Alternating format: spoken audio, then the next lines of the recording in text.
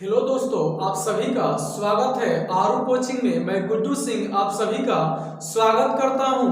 तो आज हम लोग पढ़ेंगे इतिहास में मॉडर्न इतिहास पढ़ेंगे।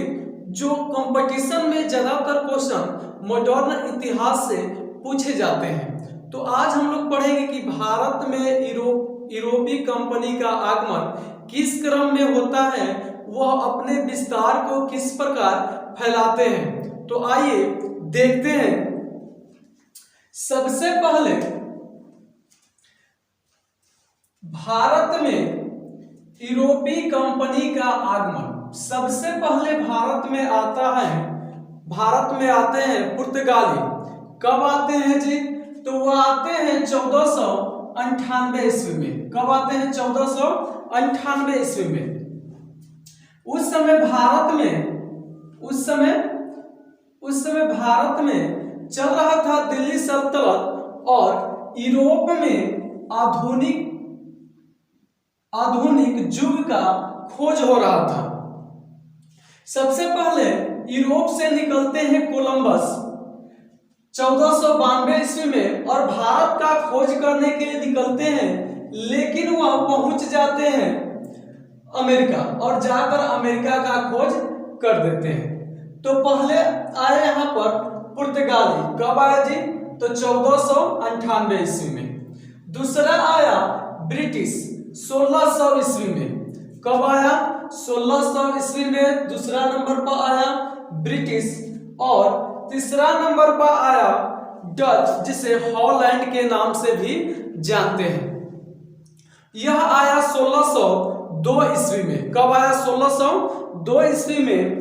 चौथा नंबर पर आता है डेनिश, जिसे डेनमार्क कहते हैं। यह आया 1616 ईस्वी में। कब आया जी? 1616 ईस्वी में। उसके बाद पांचवा नंबर पर आता है फ्रांस 1664 ईस्वी में। कब आता है? 1664 ईस्वी में।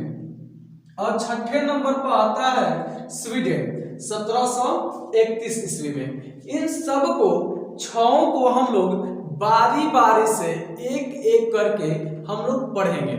ठीक है जी। सबसे पहले पढ़ते हैं हम लोग पुर्तगाली ईस्ट इंडिया कंपनी का भारत में आगमन कब आता है, कौन आता है। चलिए देखते हैं। सबसे पहले 1498 में एक व्यक्ति आते हैं, पुर्तगाली यात्री वास्को डी गामा जो है वह आते हैं 17 मई 1498 में। कब आते हैं? 17 मई 1498 में आते हैं और मलक्का के समुद्री तट पर स्थित कालीकट बंदरगाह कहाँ है जी? केरल में है। कहाँ है? वो समुद्री मार्ग से आते हैं। कहाँ पे? केरला में। कहाँ आते हैं? केरल में। वह कालीकट बंदरगाह कहाँ आते हैं? केरल में आते हैं। और उस समय केरल के शासक जो थे जमोरी। कौन थे? जमोरी। कौन थे जी? जमोरी थे। और वास्को डी गामा के आने की सूचना सुनकर जमोरी ने क्या किया? उनका बहुत विस्तार से, बहुत बढ़िया से क्या किया? स्वागत किया। और जब वह वास्को डी गामा जब अपने देश यानी पुर्तगाल लौट रहे थे, तब मसालों से भरा जहाज उनको उपहार में दे दिया। और वह वास्को डी गामा पुर्तगाल में ले जाकर मसाले को बेचा तो उनको मुनाफा हुआ। उनको क्या हुआ? मुनाफा। वह बताया जाता है कि 60 गुना मुनाफा हुआ। कितना जी? 60 गुना उनको मुनाफा हुआ। वास्को डी गामा को 60 गुना मुनाफा हुआ। कितना? 60 गुना। फिर दूसरा बार वास्को डी गामा भारत में आते हैं 1500। वह आते हैं 1501 ईस्वी में। कहीं कहीं किताब में दिया है 1500। वास्को डी गामा भारत में दूसरी बार कब आए? तो 1502। लेकिन आते हैं कब? 1501 ईस्वी में। दूसरी बार कब आए जी? दूसरी बार कब आए वास्को डी गामा? तो वह आए 1501 ईस्वी में, 1501 ईस्वी में। और 1503 ईस्वी में, 1503 ईस्वी में उन्होंने केरल के निकट, कहा? केरल के किन्नौर के निकट कोचिन में एक फैक्ट्री यानी अपनी कोठी बनाई। वह प्रथम कोठी जो थी व्यापारिक कोठी थी पुर्तगालों की।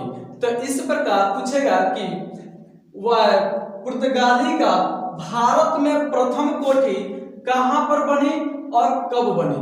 तो बनी थी 1503 ईस्वी में। कहां पर बनी जी? तो केरल में किन्नौर के पास कोचिन था। कहां? कोचिन में। कहां? कोचिन में बना। पहली व्यापारिक कोठी कहां बना? कोचिन में। व्यापारिक कोठी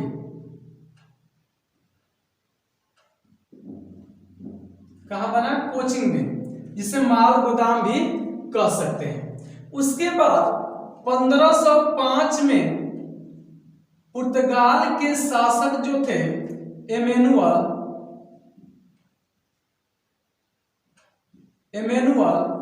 वन, कौन थे? एमेनुअल वन ने 1505 ईस्वी में एमेनुअल ने, कहां के शासक थे जी? पुर्तगाल के थे। कहां के? पुर्तगाल के शासक एमेनुअल वन ने क्या किया कि वहां से एक गवर्नर बनाकर भेजा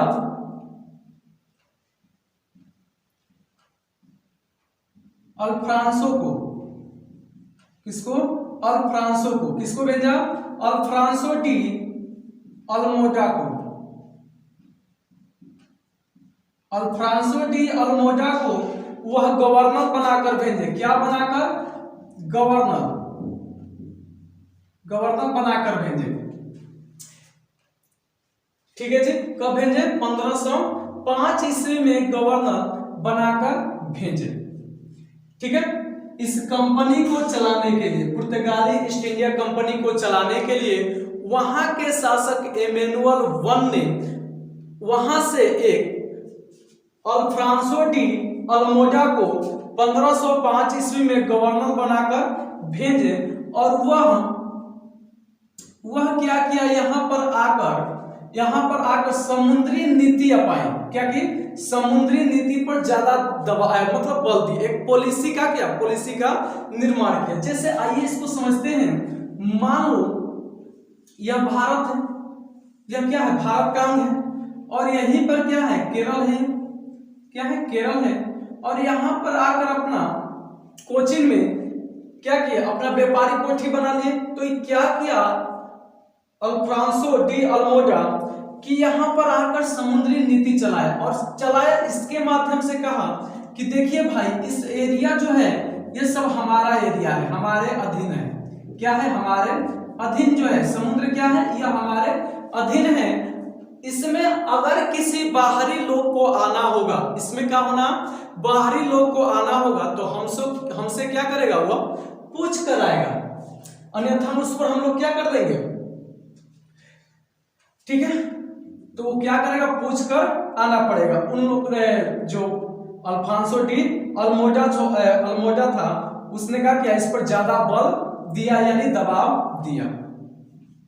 और इस पॉलिसी का नाम दिया गया, इस पॉलिसी का क्या नाम दिया गया? Blue water policy. Blue water policy कहेगा कि ब्लू वाटर पॉलिसी किसने मतलब चलाई थी? तो अल्फ्रांसो डी अल्मोडा ने।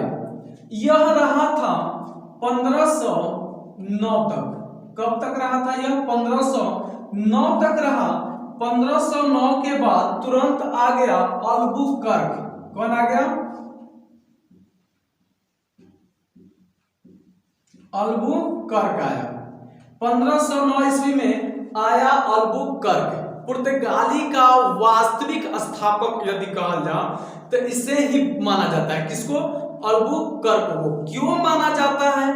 इसलिए माना जाता है कि यह आकर भारत के क्षेत्रों को जीतने का क्या किया, प्रयास किया, और रिजल्ट क्या निकला कि 1509 में आया और 1510 में क्या किया, अल्बुकर्क ने 1510 में क्या किया कि यह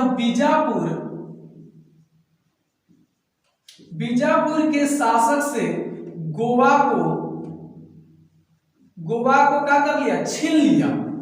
यह अल्बुकर्क 1510 में बीजापुर के शासक से गोवा को क्या कर लिया, छीन लिया, और इसने सोचा कि इस भारत में पुर्तगालियों की संख्या में क्या होनी चाहिए, वृद्धि होनी चाहिए। क्या होनी चाहिए, वृद्धि होनी चाहिए। उसके लिए एक नीति अपनाया और बोला कि भारत की जो महिलाएं हैं, लड़कियां हैं, उससे हम लोग पुर्तगाली लोग क्या करेंगे, शादी करेंगे। क्या करेंगे जी, शादी करने की एक नीति अपनाई।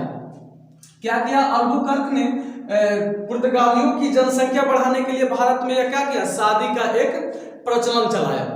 ठीक है जी, शादी का प्रचलन चलाया। यह बताइए कि यदि कोई विदेश से आदमी आता है भारत में और भारत की औरत सोचेगी कि उससे शादी हो जाए तो शादी करेंगे, नहीं करेंगे। क्या करेंगे, नहीं करेंगे। कि कोई विदेश अनजान आदमी आकर बोलता है कि हम तुमसे क्या करेंगे, शादी करेंगे, तो लोग करेंगे, नहीं करेंगे। तो उन लोगों ने क्या किया कि सोचा कि जो उस समय चल रहा था सती प्रथा, क्या चल रहा था, सती प्रथा चल रहा था, जिसका हस्बैंड जो है डेथ कर जाता था तो उस औरत को भी उस पर लेटा दिया जाता था। तो उसको कहा कि नहीं, ऐसा सिस्टम नहीं चलेगा, जो मर गया पति, उसकी जो वाइफ होगी उनसे हम लोग क्या करेंगे, शादी करेंगे, और इस तरह अपना क्या करेंगे, वहां पर जनसंख्या को वृद्धि करेंगे। लेकिन हुआ क्या, यह चला, कुछ शादी किए लोग, लेकिन 1515 ईस्वी में अल्बुकर्क का क्या हो गया, मृत्यु हो गया।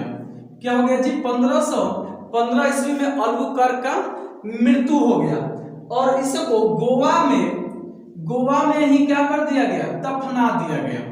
गोवा में ही इसको अल्बुकर्क को दफना दिया गया। और यह 1588 में भारत के अलावा कोलंबो और मलक्का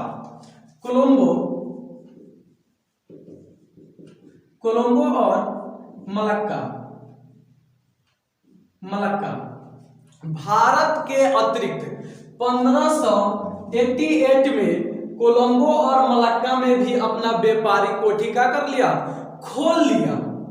लेकिन मुख्यतः इसका व्यापारिक कोठी अगर कहा जाए तो कहां था, तो व्यापारिक कोठी इसका कोचीन में था। मुख्यतः कहां था, कोचीन में था।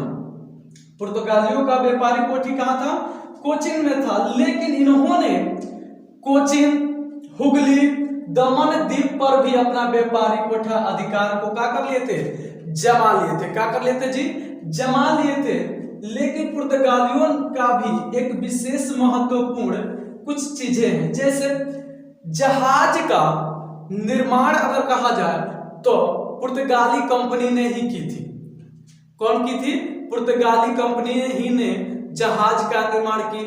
प्रिंटिंग प्रेस आएगा, प्रिंटिंग प्रेस का निर्माण भी पुर्तगाली कंपनी के अधीन से हुआ, पुर्तगाली कंपनी ने ही की।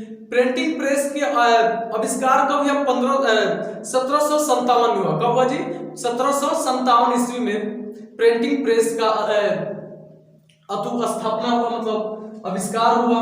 और देखा जाए तंबाकू, आलू, टमाटर का भी विस्तार, खेती इन्हीं लोग का देन है। किनका, पुर्तगालियों का ही देन है।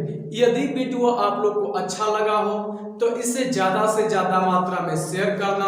और अगला जो टॉपिक है हमारा, अगला ब्रिटिश वाला, वह क्या करेंगे, अगला वीडियो में हम लोग पढ़ेंगे। जय हिंद, जय भारत।